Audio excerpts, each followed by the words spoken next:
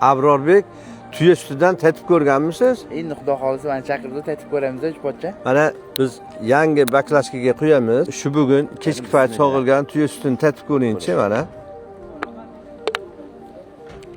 Bismillah. Bugun taklif qilishdi.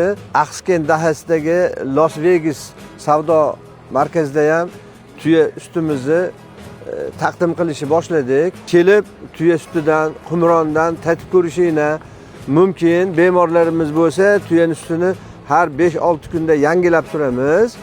Olib shifo uchun ichishingni ham mumkin, tatib ko'rishingni ham mumkin.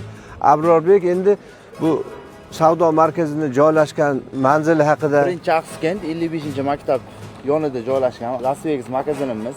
Talaba istaklariga binoan shu sutni so'rashuvdi. Mana hoji pochchomlar kelib, shu reklamalarni qilib berib turibdilar. Xudo xolisa har kuni yo 3 kunda bir, 2 kunda bir yangi kelib turadi mahsulotlar. Gap yo'q, bu savdo markazida mahsulotlar juda chiroyli terilgan. Aqa-baqa bormasdan shu yerning o'zida ro'zg'orga kerakli hamma narsani olib ketish mumkin ekan.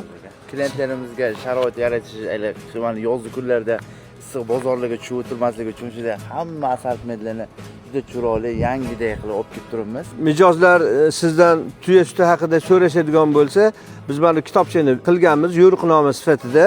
Tuya suti tarkibi, ichish tartibi, saqlash qoidalari va hokazo yozilgan.